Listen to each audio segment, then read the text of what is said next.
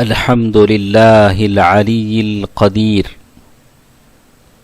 والصلاة والسلام على أشرف الأنبياء والمرسلين وعلى آله وصحبه ومن تبعهم بإحسان إلى يوم الدين أما بعد.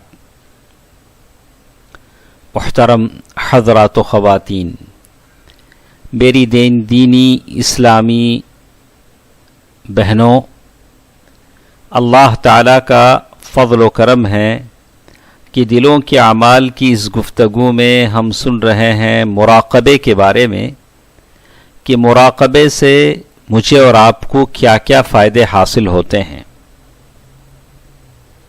ایک چوتھا فائدہ مراقبے کا یہ لکھا گیا ہے: السعادۃ والانشراح وقرۃ العین۔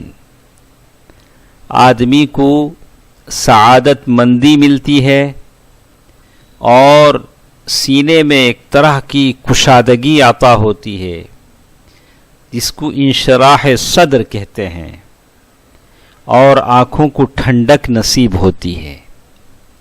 میرے بھائیوں بہنوں، اس لیے کہ انسان سے مراد میں اور آپ ہیں، جب وہ اللہ تبارک و تعالیٰ کو اپنے قریب محسوس کرتا ہے اور وہ اس بات کا شعور بھی رکھتا ہے کہ اللہ اسے دیکھ رہا ہے، تو اس کے اندر ایک تڑپ پیدا ہوتی ہے، ایک جستجو پیدا ہوتی ہے کہ وہ اللہ سے ملاقات کی تیاری کرے،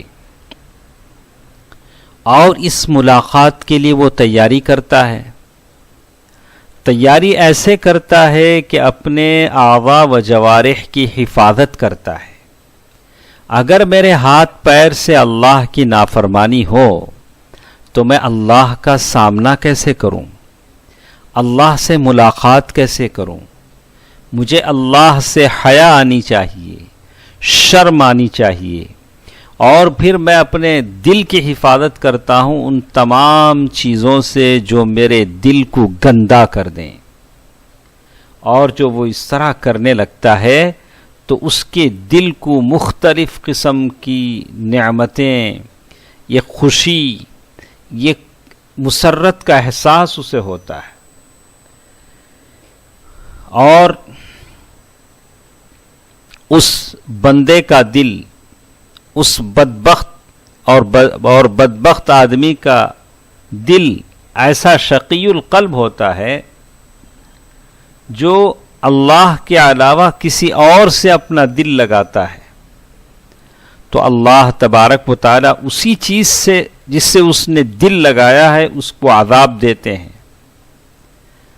میرے دوستو عزیزو، ایک بات کو آپ اچھی طرح سن لیں، اللہ تبارک و تعالیٰ نے میرا اور آپ کا جو دل بنایا ہے وہ اس طرح سے اللہ نے بنایا ہے کہ یہ اللہ کے علاوہ کسی سے نہیں جڑتا۔ اسی لیے شیخ نے لکھا: فَإِنَّ هَذَا الْقَلْبَ إِنَّمَا رُكِّبَ تَرْكِيبًا خَاصًا لِيَتَوَجَّهَ إِلَى الْمَعْبُودِ دُونَ سِوَاهُ۔ اللہ تبارک و تعالیٰ نے جو دل میرا اور آپ کا بنایا ہے، وہ دل اللہ کے سوا کسی سے نہیں جڑتا، اور جب اگر جڑ جاتا ہے، یعنی کسی اور سے ہم اسے جڑانے کی کوشش کرتے ہیں اور کسی اور میں اپنے دل کو مشغول کرنے کی کوشش کرتے ہیں اللہ کو چھوڑ کر، تو کیا ہوتا ہے؟ فَإِنَّهُ يَقْلَقُ وَيَتَعَذَّبُ۔ ہمارا دل پریشان رہتا ہے، عذاب میں مبتلا ہو جاتا ہے، غمگین ہو جاتا ہے۔ جس قدر آپ اللہ کو چھوڑ کر دوسروں سے اپنے دل کا تعلق جوڑتے جائیں گے، اس قدر آپ پریشانیوں میں اور بے سکون و اطمینان کی زندگی میں گھرتے جائیں گے۔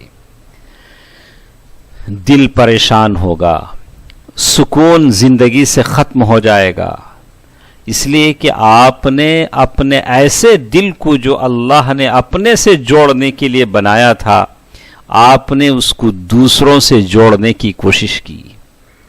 کسی نے پیسوں سے جوڑنے کی کوشش کی، دولت سے جوڑنے کی کوشش کی، کسی نے کسی عورت سے جوڑنے کی کوشش کی، کسی نے اپنے دل کو منصب، جاہ اور اسے جوڑنے کی کوشش کی، کسی نے اپنے دل کو سرداری اور ریاست سے جوڑنے کی کوشش کی، جس کا انجام یہ ہوتا ہے کہ ایسے آدمی کی زندگی کا سکون ختم ہو جاتا ہے. اسی لیے شیخ الاسلام ابن تیمیہ رحمہ اللہ فرماتے ہیں ان فی الدنیا جنہ من لم يدخلها لا يدخل جنت الآخرہ. دنیا میں ایک جنت ہے، جس نے دنیا کی جنت نہیں دیکھی آخرت کی جنت اسے نصیب نہیں ہوگی. دوستو عزیزو، دنیا کی جنت کیا ہے آپ کو پتا ہے؟ دنیا کی جنت یہ ہے کہ آپ اپنے دل کو اللہ سے جوڑیں، پھر آپ کو سعادت مندی مل جائے اور آپ کے دل کو سکون کی دولت مل جائے، اور آپ دنیا میں رہ کر زمین پر چل کر یہ سمجھنے لگیں کہ میں جنت کی نعمتوں میں ہوں. اللہ اکبر.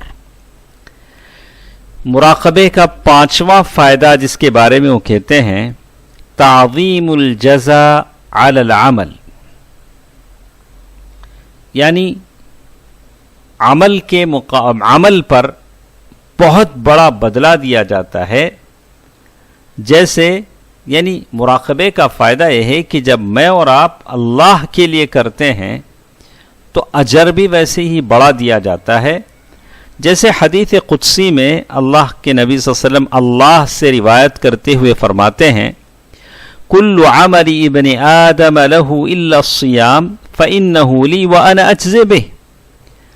ابن آدم جو بھی عمل کرتا ہے اس کے لیے ہے، لیکن روزہ جو رکھتا ہے وہ میرے لیے ہے، میں اس کا بدلہ دوں گا.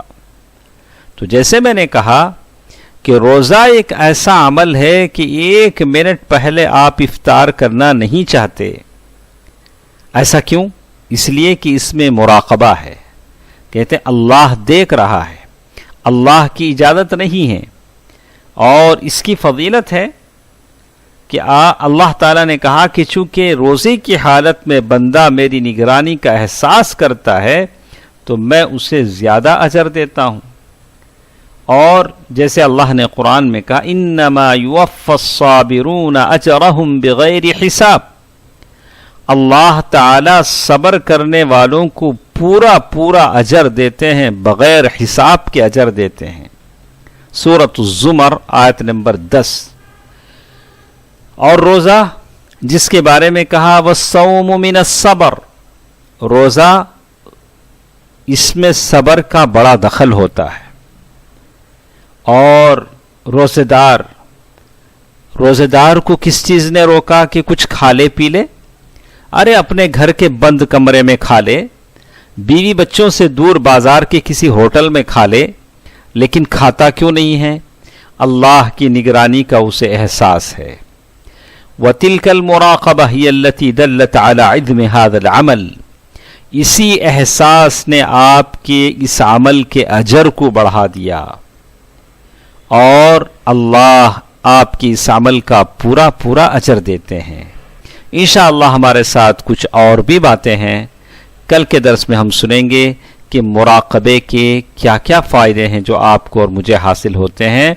تو آج کی اس درس میں 2 باتیں ہم نے سنی کہ جس آدمی کو مراقبے کی دولت مل جاتی ہے اس کو سعادت مندی مل جاتی ہے، اور اس کا سینہ اللہ تعالی ہدایت کے لیے کھول دیتے ہیں، اور آنکھوں کی ٹھنڈک اسے نصیب ہو جاتی ہے. اور اس مراقبے کے ساتھ اگر کوئی عمل آدمی کرتا ہے تو اس کا ثواب بڑھا دیا جاتا ہے، جیسے روزے کا ثواب بڑھا دیا جاتا ہے. اللہ تعالی جو بھی باتیں ہم سنتے ہیں عمل کرنے کی توفیق دے. آمین. والسلام علیکم ورحمۃ اللہ وبرکاتہ.